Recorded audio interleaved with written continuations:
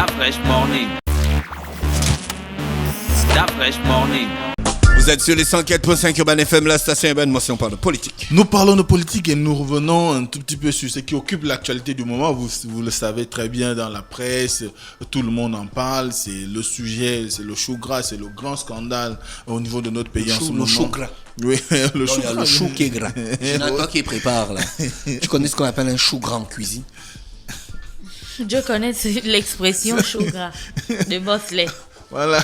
Pourquoi tu respires d'abord? Parce que je sentais que la question. La latence. C'est un piège derrière. Tu sais, il faut bien réfléchir avant de répondre. On a dit qu'il faut tourner 7 fois sa langue dans la bouche avant de sortir un truc.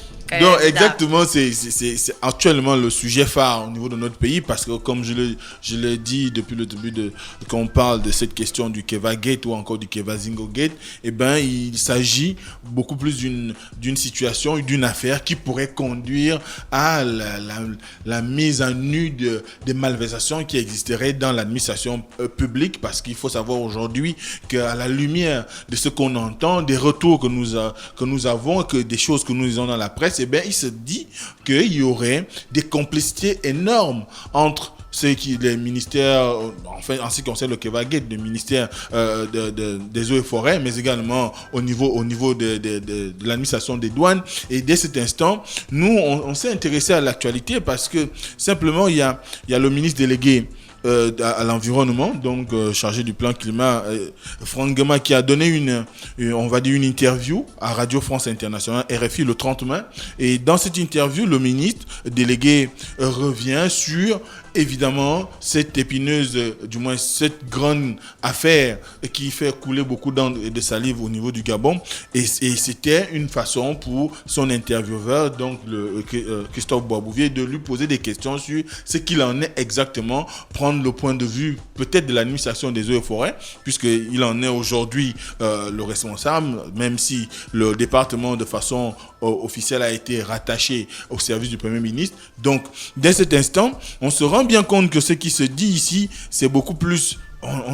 ce qu'on a lu, c'est beaucoup plus qu'il s'agit d'une mafia, parce que c'est ce qu'on retient en gros, c'est que s'il s'agit d'une mafia qui est établie dans l'exploitation des produits forestiers et qu'il va falloir démanteler, et que la question du Kevazingo, c'est une question qui est aujourd'hui au cœur des réflexions des gouvernants, notamment le chef d'État, qui d'ailleurs, ce qu'a souligné le ministre Franck Gama, c'est que Ali Bongo est exigeant vis-à-vis des hauts, je le cite, vis-à-vis des hauts fonctionnaires, notamment des hauts dignitaires et membres du gouvernement. Et dès cet instant, cette exigence a fait que certainement on a souhaité mettre à disposition de la justice ou encore leur donner la possibilité de pouvoir se préparer comme on le sous-entendait, puisque Christophe Boisbouvier posait la question de savoir, Christophe Boisbouvier posait la question de savoir si, évidemment, l'éviction de Guy Bertrand Mapangou, encore de Manga Moussavo, avait un rapport direct avec l'affaire du Kevagate.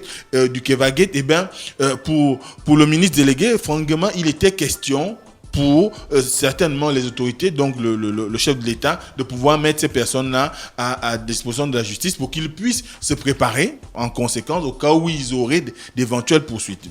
Donc, dès cet instant, on se retrouve dans une situation qui veut que, ayant constaté qu'il y a une mafia dans la haute administration, eh ben, il est question aujourd'hui de pouvoir laisser le soin à la justice de faire son travail. Et d'ailleurs, c'est tout le sens qu'il a donné lorsqu'il a été question de lui demander quelles pourraient être les implications du ministère du Commerce, le ministère des Transports, notamment en rapport avec la gestion du port de Vendo. Le ministre a simplement indiqué que l'enquête se poursuivait et que les responsabilités seront finalement déterminées. Et une autre question qui lui a été posée, c'était celle de savoir si la sortie de Mapangou n'était pas liée à sa communication. Eh bien, il a jugé utile de rappeler que certainement cette communication, dans le communiqué que le ministre d'État Mapangou avait fait connaître, du moins avait publié, n'était pas de nature ne devait pas le faire, parce que pour lui, il était question ici de ne pas revenir sur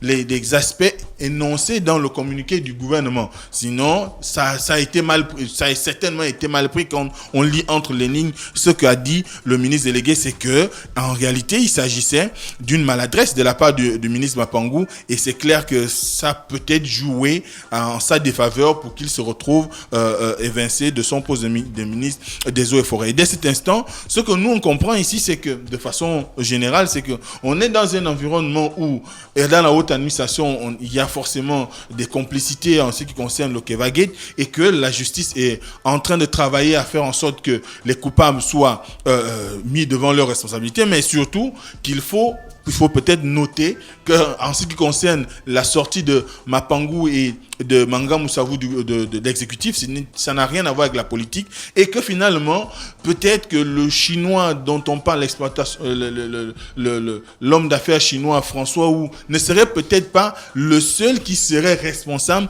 de la situation qu'on présente aujourd'hui, parce qu'on le présente comme le moteur, alors que le ministre délégué estime que François Wu n'est que la face visible de l'iceberg. Donc, c'est peut-être pas lui le principal acteur. Et c'est ce qui nous amène dans la seconde actualité, qui elle aussi n'est pas des moindres, dans la mesure où il s'agit quand même d'accusations graves qui ont été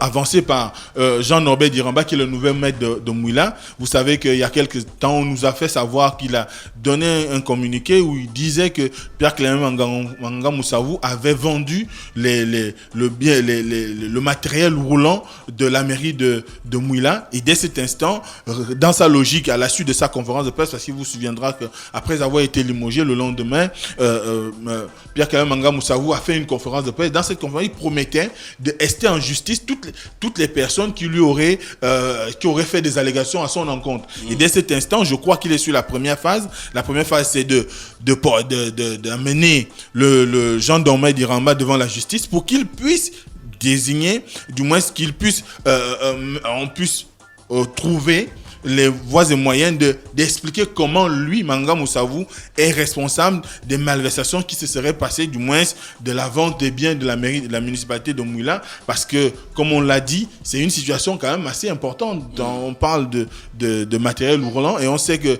le talon d'Achille des municipalités aujourd'hui, c'est la capacité à bénéficier d'un certain nombre d'engins, notamment pour la propreté des communes et consorts. Et si on vous dit qu'il y a des tractopelles, des camions qui sont la propriété de la municipalité de Mouila, qui ont été vendus, à un moment donné, vous posez quand même des questions, et à ce moment-là, il faut bien que la justice suive son cours, même si on sait que d'un côté, peut-être la démarche qui a été celle de Manga Moussavou aurait pu être d'abord celle de Jean-Norbert Diramba, étant donné que c'est lui qui accuse. Donc il aurait dû, en tant qu'édit de la vie de Mouila, peut-être rester en justice Manga Moussavou, mais là c'est Manga Moussavou qui a engagé la procédure.